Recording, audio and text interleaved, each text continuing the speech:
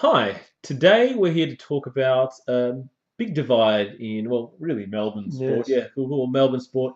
None is greater than the divide two football codes, AFL and soccer.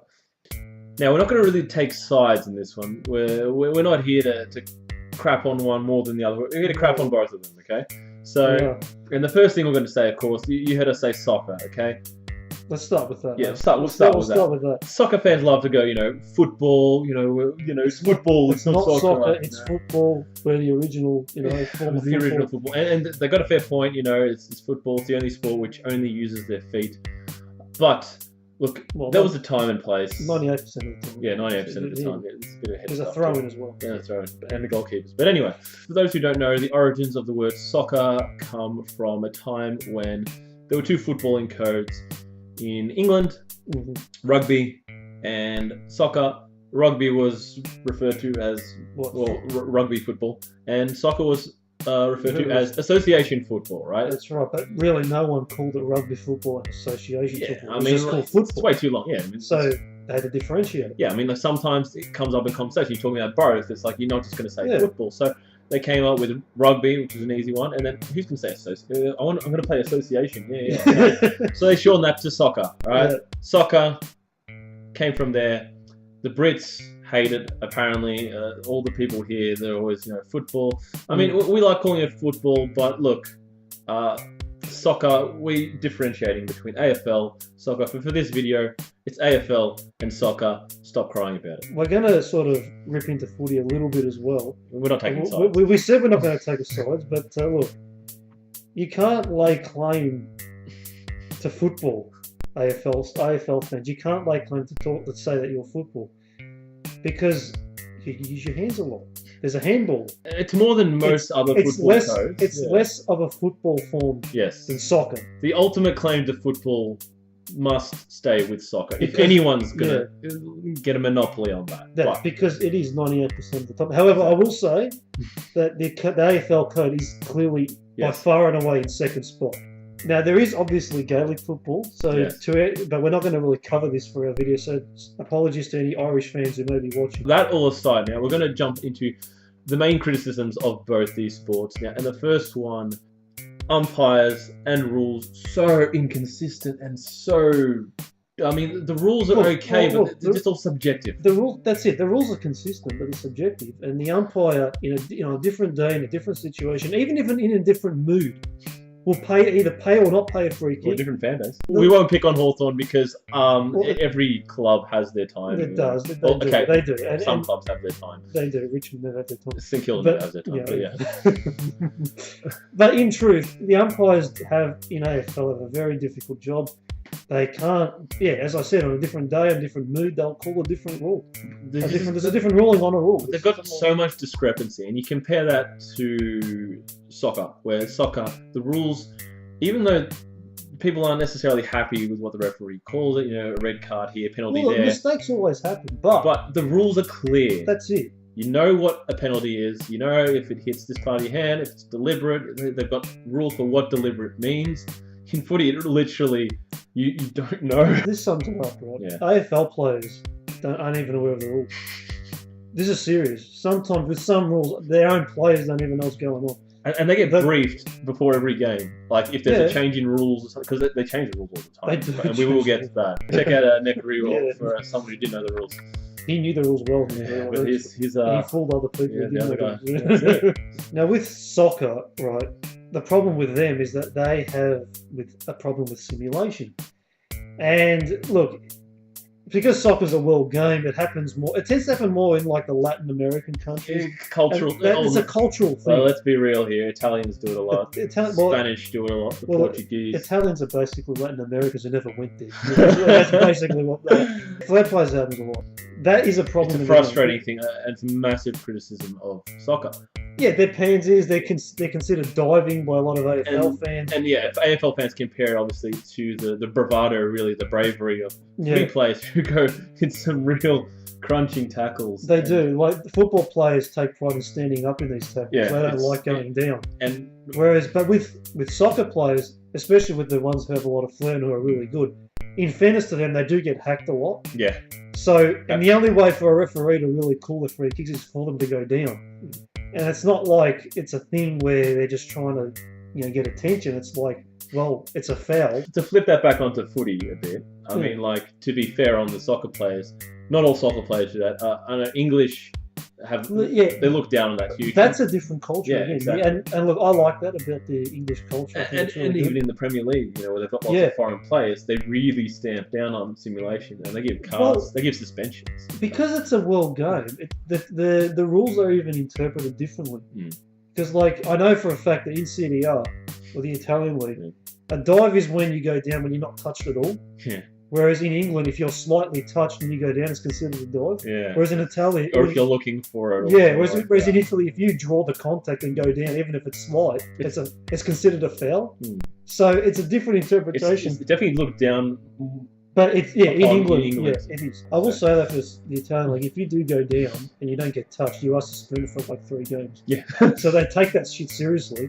And in footy, they do it too. They're not blameless. They duck into tackles to try and win the free kick. It's part of the game as well to that extent. It's the thing that I'm against. I'm totally with the AFL fans. When someone's rolling around and trying to get someone sent off, or just come on, like get up, get over it, and just play the game. And they should get suspended. Yeah, they should. 2 big criticisms now. This really goes against both of them in different ways. Okay? This is more focusing on the governing bodies of both games. So in AFL, the governing body is the AFL, and in soccer it varies. But the one we want to talk about is FIFA. All right, so we'll go with FIFA first. If you're not aware, FIFA is one of the most is an organisation with extreme high integrity. They have not put a foot wrong since their existence. And if you don't know much about FIFA, check out this video by John Oliver. Beautiful, sums it up perfectly. FIFA, one of the most corrupt organisations in the world, but they are looking to clean up their act now.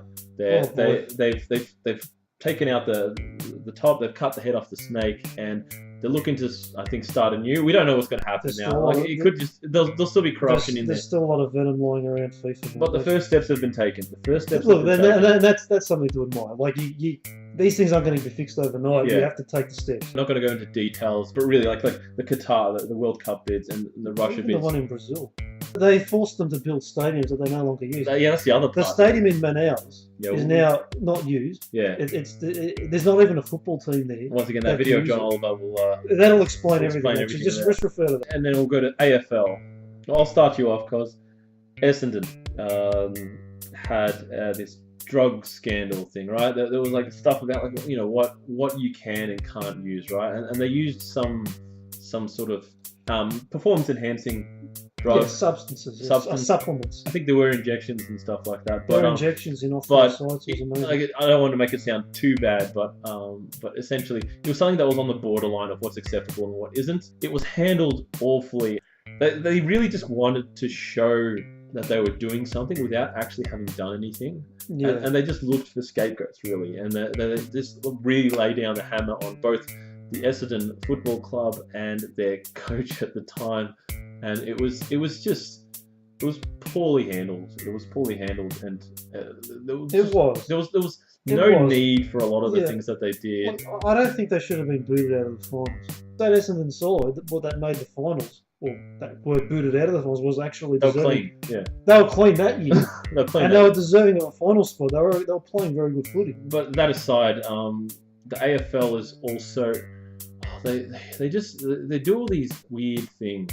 Well, like we said, we touched on the rules. Yeah. Well, they'd like to change the rules. They love changing the rules. And this is another part. Yeah. The rule changing. The rule changing. That's what I don't understand. They make rules to cover problems, to fix problems. And every season... Which causes other problems. Yeah. And this happens every season. And then they make rules to fix those problems. It never ends. There's a high tackle. And if you make a high tackle, you give away a free kick. Right? So what players used to do is... They used to sort of... Not duck their heads, but sort of lower their heads to try to draw high contact, so they could win a free kick. Sort of like... And the AFL didn't like that. So then they made a rule that if you decide to draw the high contact, it's not a free kick anymore. The umpires are robots. They just know what's going on and everything. And this is what I mean. The umpires, I mean, it's impossible. Lowering their head is like, they sort of duck with them. They bend their knees down. They lower their bodies to draw the high contact. The idea is to win a free kick. And they walk into their arm, basically. You know, it's sort of like it's a self-inflicted close The AFL didn't like that. They don't like that sort of stuff. Does that still apply? I don't even know. But the point is that this is the idea. This is what happens. It's like you make a rule. This is how they try and make it better. I liken it to basketball. Like in basketball, players shoot. They draw a foul to go to the line, so they can get another score. It's like the AFL don't like them drawing the high contact to win a free kick.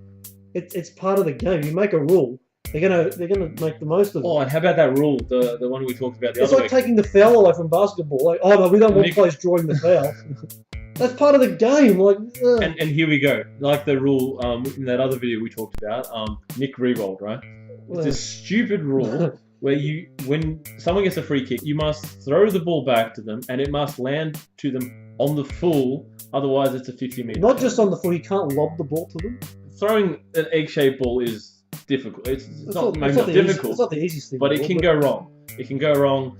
And lobbing the ball it's a lot easier to hit your target if you lob the ball right. But if you lob it too high, then it's a free kick, and which is subjective again. And then if you throw it to a different player who's going to pass the ball to him or standing next to them or something like that, that's a free kick too. It's not just a free kick; it's a 50-meter penalty. Instead of solving the problem of if you time waste, just like in soccer, which is easily applied, common sense. No, kind of common sense. You got to throw the ball directly to them in a very thin manner. That's it. You know, that's stupid rules. On the other hand, soccer.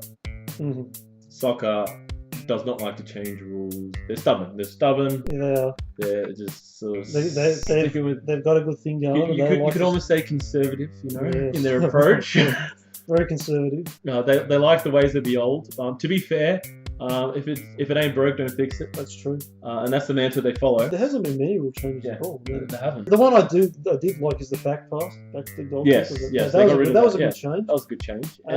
But otherwise, they're quite reluctant. They took ages to implement goal line technology. Yeah, technology. That's the main. After the long discussions that they've had. And I like goal line technology. It's great. Yeah. It's brilliant. And now they're looking about this new penalty system. So like it's starting to change a little bit. Yeah, video assistant refereeing. That's what it is. So the AFL as well. I mean, it's good that it's allowed the game to evolve, which is good. Yeah. But look, if it's not a problem, stop trying to make it one. Really, seriously, get rid of the hands of the back. It's stupid. Oh my god. So another big criticism. I'm not sure. It's not so much a criticism, but I guess a comparison between the two styles. And a lot of this is down to certain factors. The footballing scene is different. This is more of a which you prefer. There's a salary cap and drafting system of the AFL, which evens out the competition, and then of course there's this dominance of the big sides and the ability to create a dynasty, really, like something that. Well, your Manchester Uniteds, Liverpool, Bayern Munich, Barcelona, Real Madrid, you know, these big clubs. Of course, AC Milan, huge, and Juventus as well. Milan in the 80s and early 90s. The big criticism, though, is with footy that, you know, salary cap, you know, they're pulling everybody down to be at the same level. In theory, it's supposed to make it all even. Well, the thing is, the clubs are just richer than others, and there's no cap on off-field spending. So exactly. A rich club can buy better facilities. They can look after their players better. They can offer them more incentives to stay. But other clubs cannot do that. Yeah, the thing. So it's even to a point. The other thing is, and this is an advantage I would argue of AFL, is that the games are very unpredictable. You could have a team that's second on the ladder lose to a team that's 11th. Yeah. And really, the gap in quality, whilst it's there, it's not great that a team from 11 can win. Yeah, well, that comes through the drafting system, which is my biggest. I don't like it. If you come last, you get the more promising youngsters and ruin their careers. Well, you got the first pick, so you can pick the best player if you get it right, obviously. Yeah, it's just like a drafting system, and it's not unique to the AFL. There's other sports that have it, but obviously it doesn't happen in soccer. Soccer has a youth setup. Each club has a youth team, and then you graduate and go up. And you got these, but then you get, of course, the big fours. You got clubs with big money. Sides, yeah. The dominant sides have all the money. They buy the best players. Just the main criticism of soccer. Yeah. You always see the same teams up the top. The same team's always up the top. If you support a team that hasn't got money, you're never going to get to see them win major trophies. In AFL, everyone has their time. I guess the main criticisms here is you're dragging everyone down in footy, but in soccer it's almost the extreme of both ends. Yeah. It's like one's like too even, the other one's too far apart. And with financial fair play and the way the English league is set up, it's actually set up nicely to not maybe have the best of both worlds quite yet, but it's definitely bringing it a lot closer. It's more the balance in that is much closer than the other leagues, especially La Liga and we got Leicester winning the league. Congratulations. That's it. So it's more unpredictable, and you're starting to see that from top to bottom. Yeah. Results are the top teams find it harder to beat the mid-range and the lower-range clubs. And now a well-run club can really... Yeah, that's the key. If the clubs are well-run, they're going to do a lot better under the system. Now, one of the key differences between these two sporting codes is how you pick your premier. Because obviously AFL, we've got the final system, top 8. Get into the top 8, play for finals. We'll do a video on that one day. But obviously in soccer, predominantly it's a league system, simple. Whoever finishes top wins. That's it. There's none of this final stuff. They got cups for that. They got the best of both worlds in a sense. The thrill factor of AFL, but also the unfairness really of the teams that finish top, like Fremantle. Last season, I mean, they did well to finish top. Season before last. Fremantle did really well to finish top, but no one's going to remember that because it's a minor premiership, and Fremantle, look, you'll get there as well. You'll get there one day. That's the harsh thing, the reality of it. You can be consistently the best team throughout the whole season, but then when you got to be. That's the thing with AFL. It's a different system. You got to be the best team at the right time of the year. And if you have one good season, it's like putting together a puzzle and finishing the puzzle at the right time of the year. That's what it's about. If a puzzle required timing to it, but that's what it's about. That's what it is. That's what it is. Whereas in soccer, basically, to win the league, you got to be playing at a good level, but consistently. Yeah. Each game, and that's how you win the league. Yeah. Whereas in AFL. If you can do that the whole season, but it's timing. You got to peak when the finals come. The criticism there to soccer is it is a thrill having finals. Like it adds to it. It does. I mean, it's like, to each their own. You can finish like 5th or something and be like, we're in form now. We've got a chance. Exactly. Whereas, some people hate that. They're like, come on, we dominated everyone for the whole season. We were 20 points ahead of the next closest team, and then we lost the final because Western Bulldogs last season. I mean, they timed it perfectly. They love it here though. They love it. They love the underdog story. And that's what finals is all about. That's what the FA Cup is for in England. But the league, it's just you got to be the best team, and that's it. Yeah. And funnily enough, that goes on to a next point with the fixtures, of course, in AFL. The fixtures, yes. Look, they're uneven. God. And they can't help it. It's a shorter season. It's not their fault. Right? Yeah, they can't fit in home once and away once. But they've also got this weird mix of neutral grounds and secondary stadiums. And it's not really it's not their fault at all. It's just how it's come about. And due to TV rights, it's got to be 22 matches. And then plus finals over 3 weeks. Exactly. And that makes the finals thing a bit more justified because where they can't make up for who's played most consistently over the season because it's not a fair fixture really. They can make up for it by then going into finals and then sorting that out from there. On that note, there's a criticism of soccer, a different kind of injustice. The best team on the day does not always win. Look, because there is an art to defending. So I'm not talking about a game when a team is just really good at defending, but just a team is just hitting the crossbar. This is the game where a team can't defend.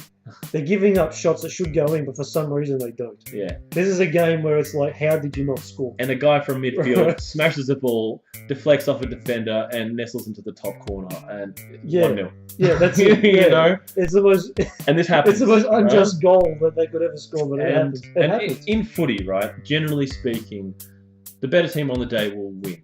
Okay, That's because right. it's a 4-quarter. If you don't perform for 4 quarters, Yeah. you generally get punished for it. That's okay? right. And unless the other team's not performing. you can't. Yeah. You have to perform better than the other team. That's right. For 4 quarters. Like you can't necessarily predict who's going to be better on the day. That's the thing with soccer. Like you know who the better team is, but with AFL you generally don't. And on the day, one team can play better than the other, but the difference is at the end result is generally deserved. Yeah, and that's the thing with AFL. In AFL, there are those games where a few decisions don't go their way, right? But they're close games, right? Yeah. They're games that are coin flip, all right? Yeah. In soccer, it doesn't need to be a coin flip for it to be a close game or for the weaker team to win. Yeah. That's the key, right? In footy, it almost never happens. It almost never happens that a team is significantly better and it's a close game. That's right. Because for whatever reason, that team should have done more. That's right. They could have done more, and they didn't. That's the only time. They've only got themselves to blame, really. That's it. So they're the main ones, all right? And now we'll just do a bit of a comparison. Five quick comparisons, really, between AFL and soccer. For example, AFL, they've got the 4-quarter system, right? And the start-stop system. So that's it. Essentially, they have 20-minute quarters, but every time the ball goes out, then they stop the clock. Yeah, right? Or if there's a stoppage. Which is great for stopping time wasting, but it's also annoying because, just in the middle of a play, the siren will go and it's not fluid, Yeah.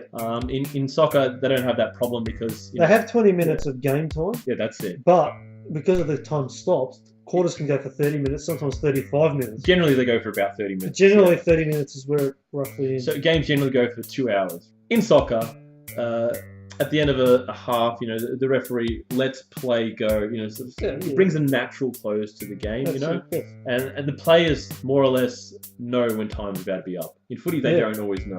The siren can just go at some point, because the clock, they got a running clock. They don't see the stop-start. Yeah, the clock's not counting down. Yeah, the clock is going up. Yeah, just like in soccer. Just like in soccer, but they don't know. They don't know when, because the siren goes, and that's the thing. It's not controlled by the umpires. It's controlled by the time managers upstairs. The downside of the soccer system is that there's time wasting. Of course, people, they try and drag it out. In footy, it doesn't work because if you waste time, then the clock's not running. So it doesn't matter. And most of the stoppages. There's also that time wasting. There's also that time wasting rule as well in AFL. You've got to throw the ball back. So they've gotten rid of that as well. So all kinds of stuff. But in soccer, they're actually considering switching to the stop-start method. We'll see how that goes, but I just don't see that. Yeah, there's no. As again, soccer conservative. Just keep it as it is. They'll probably leave it like that. Another big contrast now, and a big criticism from either side. This is a real big thing. Some sports rather are free flowing, right? They'll lots of scoring at both ends, plenty of chance to score. Others are a bit more stifled. Soccer is one of the more stifling ones, right? And footy is definitely one of the more free flowing. The free-flowing soccer game will probably see 3 goals, maybe 4 goals shared between two teams. So like a 2-2 result. And a free-flowing AFL game will see scores of like 200 points scored and stuff like that. They average around maybe 15 plus. You'll get 15 plus goals for a free-flowing game. For a free-flowing game by both teams. So about 30 goals, you'll see 30 goals. So it's about 10 times. A stifled AFL game, you might see 15 goals. For the whole game. For the whole game. Yeah. In soccer, a stifled game will be like 1 goal maybe.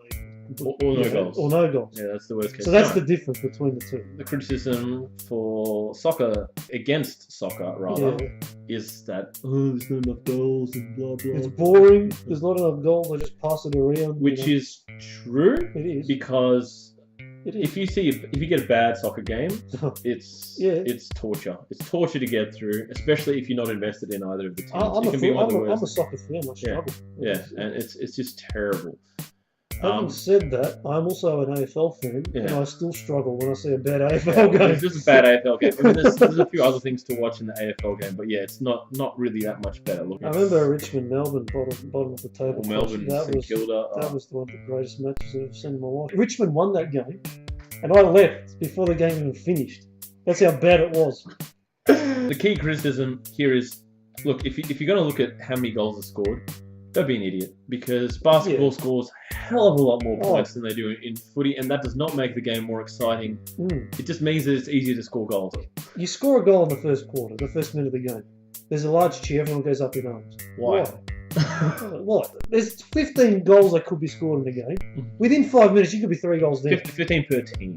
Why are you getting up in arms? Who cares? It's one goal. Right, I mean, it's great. Look, your team scored. Your team scored. No, acknowledge it. Okay, that's a good start. We're ahead. Don't act like you've won the game. Who cares? Whereas in soccer, and this is the great thing about soccer, when a goal is scored, because it's so hard to score, even if it's the first minute, it's valuable. Because that could be the winner. You know what I mean? And the amount of skill it takes to score a goal, it's different as well. I mean, it's just a lot, like a lot more value. You've got to create the chance, and then you got to finish the chance. And the build-up as well. There's a goalkeeper in the way. Yeah. And even like goals through luck, like long range shots, if they go in, not that it's quality for a start, but secondly, that could win the game. And of course, even when they create chances in soccer, it's different to footy. If they create a chance in footy, it's literally you get the ball near the goal. That's creating a chance, technically speaking. You know, whereas in soccer, creating a chance is just the one touch off that through ball, or they get the cross and it hits the crossbar, or it just misses past the post. That's actually you congratulate for that. In footy, if you miss the goals, no one's congratulating you. It's a disappointment. And just like the draw. And this is coming from pure AFL fans who don't like soccer, that the draw sucks. But those soccer fans are like, well, it's a draw. We're not that desperate to find a winner. That's it.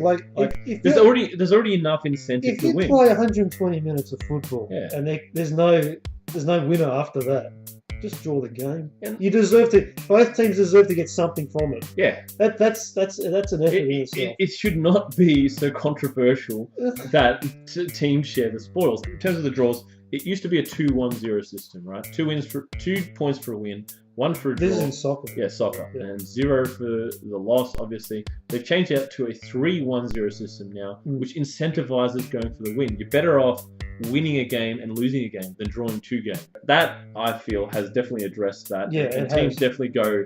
They're incentivized to win. That's incentivized to win. So that's it. If the government body gives you an incentive, you're going to go for it. If teams are good enough to keep you out, then congrats to them. That's part of the game as well. Being able to hold a team out, structurally being defensive, doesn't exist in footy. They hate the defense. They do not want you to kick backwards, sideways. They just want you to go along towards the goals and score. Get those goals in. 3 quick points to wrap this up. Okay, egg ball footy versus a round ball of soccer. This is a petty argument. First of all, fair point to the soccer people, and the footy is not. It's not a ball shape. Okay, it's not a natural ball. It's an oval shaped ball, and it can bounce anywhere. It's one of those weird things. In fairness to the AFL players, it is harder generally to kick the football, like the AFL football, because there's some amazing skills. There is. There's banana kicks, there's torpedoes, the drop punts, just kicking a ball, the ball accurately to your opponent, to your teammate, or to your opponent. Well, if you're terrible, and catching it. Catching that ball, the way it's hard to do. So the basic skills of AFL, I would argue, are much harder to master than the basic skills of soccer. Having said that, though, the advanced skills of soccer are just way ahead of AFL, because there's a limited amount of skill you can have with AFL. You get to a point, it's like, well, that's it. Everyone does it. Every player can do it. Whereas with soccer, probably only 10% of the players can pull off. If that. A lot of teams don't have any players that can pull off. They can pull off some real flair skills, like the pirouettes, the step overs, flicks over the head, bicycle kicks, all that sort of thing. That's the proper real skills. Some beautiful stuff. Those are the real skills of soccer, which is fantastic to watch. And keeping possession of a soccer ball is it's a round ball, which makes a lot of things easier. Yeah, but it makes the basic things easier. Yeah, basic things are easy, but you can only use your feet. So keeping the ball off somebody else is a lot harder than just, running past them or something like that. Handballing another person, or just fending off and stuff like that. So It's different. The next petty argument, it's not really an argument. I didn't hear many people complain about this. AFL is the only sport that probably uses of the footballing codes. Yeah. That uses even Gaelic uses. Gaelic uses a rectangle. Yeah, everything rugby, gridiron. It's all rectangular. It's all square. Yeah, we're the only ones to use an oval-shaped pitch. And I think that goes back to the history as well, because we play on cricket pitches. Because it was made to keep cricketers warm during the winter. That's why it was invented. We have a criticism about the footy pitches. They're all different sizes. That's our criticism. I mean, it adds to the game, but some are arguably it's too much of a variance. Like it's no longer footy then. You know? Yeah, we've got other videos talking about that. Yeah, so find those, but yeah. And the final criticism, and I guess these last couple have sort of gone on to footy a bit much. There's the infinite height of the footy goals and the point scoring system in footy, but they don't tolerate hitting the post as well. Whereas in soccer, but arguably in soccer, that makes it better. Like when it comes off the crossbar of the post, and it goes in. It goes in. Oh, those are the sweetest goals. Well, they're the hardest goals to save as well. even if you got it covered, like it's just, But in footy, they don't tolerate that, obviously. If you hit the post, you've missed. These two sports have a lot going for them, but they've also got a lot of things that they could, they could do better. They could do better, But the thing is, we love the sport. We love both. We love them both for what they are, and they're great, entertaining sports to watch. The amount of support it has is especially in a place like Australia, where the population is so divided. It's very difficult to get a high, population of people going to these games, but it still reels in the fans. I would love to see AFL be brought to the world stage. That would be would be interesting. It will be very interesting. Look, I haven't done any research on this, but I think we're just crazy and different than the rest of the world. It doesn't seem to be catching on in these other countries. We think they're crazy, but really, I think maybe we're crazy, but I don't know. Well, you guys tell us, because you're from other countries as well. We've got some UK people here. We've got some Americans as well, and a few spread around in other countries as well. Philippines. Shout out to the Philippines. Tell us what you think. What do you think of the sport? If you haven't seen what AFL's about, this is going to be a video at the end of this. Definitely check that out. Near the end of that video, there is also a link to another video that talks about how AFL works. So after you watch our video, check that video out as well to see some footage of actual players kicking the ball and tackling and stuff like that. Well, look, this game's our pride and joy. Yeah. We invented it. Australians, it's our game. We're proud of it. So it's different, but it's good. Look, it's good. There's room for both. For those of you who made it this far, thank you for watching, of course. Like I said, comment. We love discussion. We're getting some comments from you guys, and we love a bit of banter. We love banter. We love disagreeing. We love everything. Just say what you want. It's great, and within reason. Yeah, and share it around, of course, to people, especially people in other parts of the world, because people in Australia, everyone's just bombarded with AFL here, so it's hard to get around without having a team. Make sure you subscribe as well, because we're releasing some selfie videos as well in between these videos. I'll be talking about AC Milan next week, talking about their signings and how it's going to affect the Premier League maybe a little bit. If something happens in AFL, we'll talk about that too. We try and release one of these videos a week. We've also got a Tumblr account where I've written a couple of articles about whether or not the English Premier League is the best league in Europe. I don't know how many parts there'll be to that series, but there's a few more pieces to go, so definitely check that out. Link is in the description. There's an AFL Tumblr page too where we do blogs. We haven't written anything on that yet, but there will be stuff on there soon, I'm sure. Last of all, our Facebook page. Like that, we put everything there, so anything that happens, new video, new blog post, or anything. All the news is on Facebook. So keep an eye out for that as well. And with that, we've gone to the end. So thanks for watching, and we'll catch you next time. Yep, see you then.